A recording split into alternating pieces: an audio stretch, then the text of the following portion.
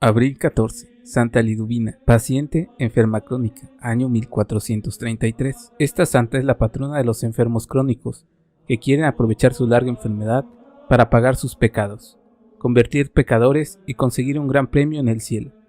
El decreto de Roma al declararla santa dice que ella fue un prodigio de sufrimiento humano y de paciencia heroica. Liduvina nació en Schiedam, Holanda, en 1380. Su padre era muy pobre y tenía por oficio el de celador, o cuidador de fincas. Su familia era sumamente piadosa y a la niña le encantaba recoger regalos para llevarlos a gentes muy necesitadas. El accidente fatal. Hasta los 15 años, Liduvina era una muchacha como las demás, alegre, simpática, buena y muy bonita, pero en aquel año su vida cambió completamente. Un grupo de jóvenes de su edad le invitó a patinar sobre el hielo, y en pleno descenso por la montaña, uno de sus compañeros, por alcanzar a los que iban más adelante, apresuró mucho su carrera y sin darse cuenta de que Liduvina bajaba por ese mismo camino, arremetió violentamente contra ella, dejándola en el hielo, medio muerta y con la columna vertebral partida. La llevaron a casa, pero ya de este golpe nunca más se iba a reponer. Horas trágicas y amargas. La pobre muchacha empezó desde entonces un horroroso martirio. Su estado de salud empeoraba cada día.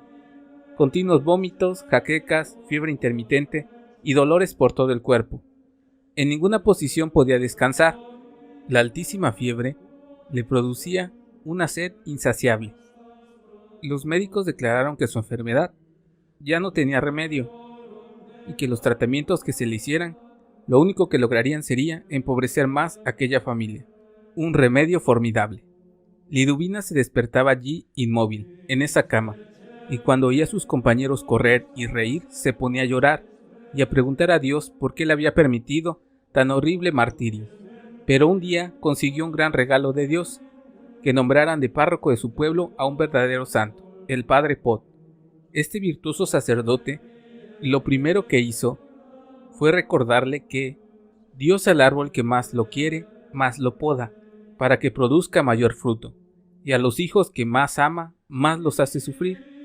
Y luego colocó enfrente de la cama de la enferma un crucifijo, pidiéndole que de vez en cuando mirara a Jesús crucificado y se comparara con él, y pensara que si Cristo sufrió tanto, debe ser que el sufrimiento lleva a la santidad. La joven al principio se negaba a seguir el consejo del sacerdote, y no miraba casi nunca al crucifijo, y lloraba y se sentía muy infeliz, pero de pronto empezó a mirar al Cristo, y a meditar en sus heridas, en sus angustias y dolores, y a meditar en su santísima pasión. Este recuerdo de los sufrimientos de Jesús le produjo un cambio total en su modo de pensar y de sentir. En adelante, ya no volvió a pedir más a Dios que le quitara sus sufrimientos, sino que se dedicó a pedir a nuestro Señor que le diera valor y amor para sufrir como Jesús, por la conversión de los pecadores y la salvación de las almas. Y llegó a amar de tal manera sus sufrimientos que repetía: si bastara rezar una pequeña oración para que se me fueran mis dolores, no la rezaría. Descubrió que su vocación era ofrecer sus padecimientos por la conversión de los pecadores, y para ello se dedicó a meditar frecuentemente en la pasión y muerte de Jesús, y en adelante sus sufrimientos se le convirtieron en una fuente de gozo espiritual, y en su arma y su red, para apartar pecadores del camino hacia el infierno y llevarlos hacia el cielo. Decía que la Sagrada Comunión y meditación en la pasión de nuestro Señor eran las dos fuentes que le concedían valor, alegría y paz. Muerta en vida. La enfermedad fue invadiendo todo su cuerpo. Una llaga le fue destrozando la piel. Perdió la vista por un ojo y el otro se le volvió tan sensible a la luz que no soportaba ni siquiera el reflejo de la llama de una vela. Completamente paralizada, solo podía mover un poco el brazo izquierdo. En los fríos terribles del invierno de Holanda, quedaba a veces en tal estado de enfriamiento que sus lágrimas se le congelaban en la mejilla. En el hombro izquierdo se le formó un absceso doloroso y la más grande neuritis, o inflamación de los nervios, le producía dolores casi insoportables.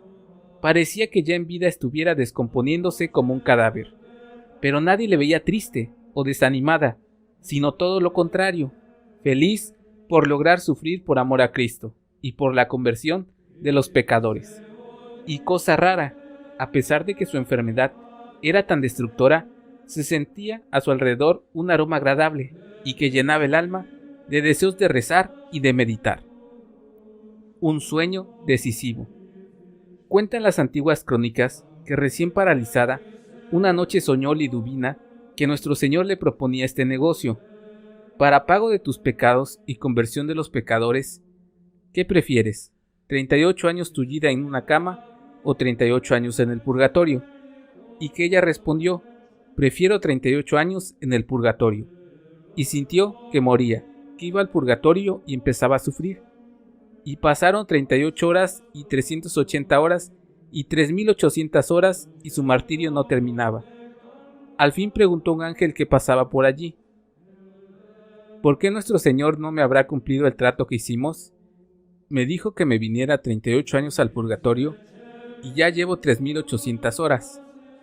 El ángel fue y averiguó y volvió con esta respuesta, ¿que cuántas horas crees que ha estado en el purgatorio? Pues 3800. ¿Sabes hace cuánto que usted murió? No hace todavía 5 minutos. Su cadáver todavía está caliente y no se ha enfriado. Sus familiares todavía no saben que usted se ha muerto. No han pasado 5 minutos y ya se imagina que van 3800. Al oír semejante respuesta, Liduvina se asustó y gritó, Dios mío, prefiero entonces estarme 38 años tullida en tierra. Y despertó. Y en verdad estuvo 38 años paralizada y a quienes la compadecían les respondía, tengan cuidado, porque la justicia divina en la otra vida es muy severa.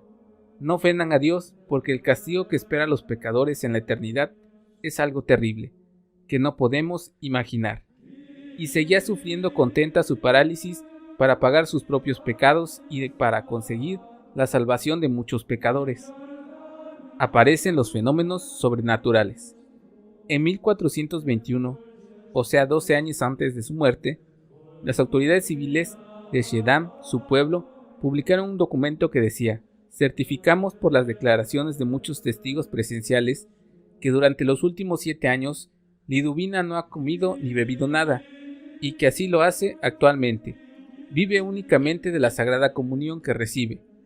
Durante los primeros años de su enfermedad podía tomar algunos alimentos, pero después, durante los últimos 19 años de su vida, ya no volvió a comer ni a beber.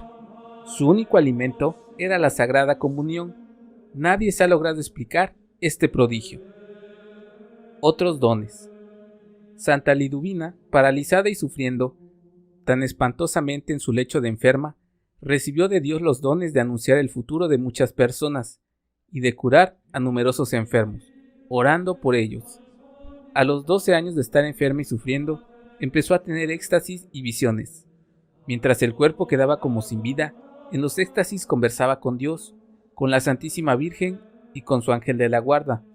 Unas veces recibía de Dios la gracia de poder presenciar los sufrimientos que Jesucristo padeció en su Santísima Pasión.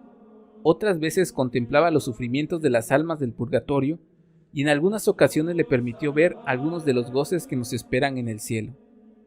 Dicen los que escribieron su autobiografía que después de cada éxtasis se afirmaba más y más en su vocación de salvar almas por medio de sus sufrimientos ofrecidos a Dios, y que al finalizar, cada una de estas visiones aumentaban los dolores de sus enfermedades, pero aumentaba también el amor con el que ofrecía todo por nuestro Señor.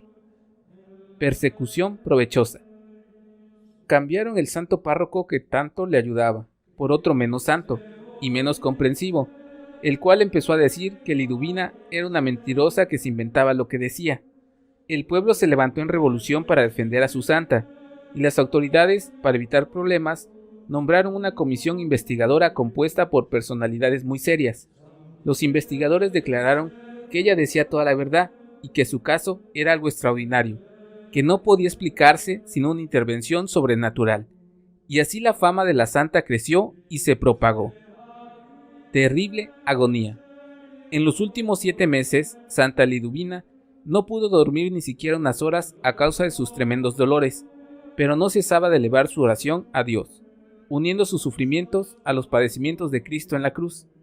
Y el 14 de abril de 1433, día de Pascua de Resurrección, poco antes de las 3 de la tarde, pasó santamente a la eternidad. Pocos días antes contempló en una visión que en la eternidad le estaban tejiendo una hermosa corona de premios, pero que faltaba todavía un pedacito para terminarla. En esos días llegaron unos soldados que la insultaron y la maltrataron. Ella ofreció todo a Dios con mucha paciencia y luego oyó una voz que le decía: con estos sufrimientos ha quedado completa tu corona, puedes morir en paz. La última petición que le hizo al médico antes de morir fue que su casa la convirtiera en un hospital para pobres. Así se hizo, y su fama se extendió ya en vida por muchos sitios, y después de muerta, sus milagros la hicieron muy popular. Tiene un gran templo en Schiedam. Tuvo el honor de que su biografía la escribiera el escritor Tomás de Kempis, autor del famosísimo libro La imitación de Cristo. Santa Liduvina, alcánzanos de Dios la gracia de aceptar con paciencia nuestros sufrimientos como pago por nuestros pecados, y para conseguir la conversión y salvación de muchos pecadores. Santa Liduvina, te pedimos que ruegues por nosotros, por nuestras familias, si te gustó este video, por el mundo entero. Comparte, ayúdanos a llegar a más personas. Suscríbete al canal de YouTube y dale like y síguenos en Facebook.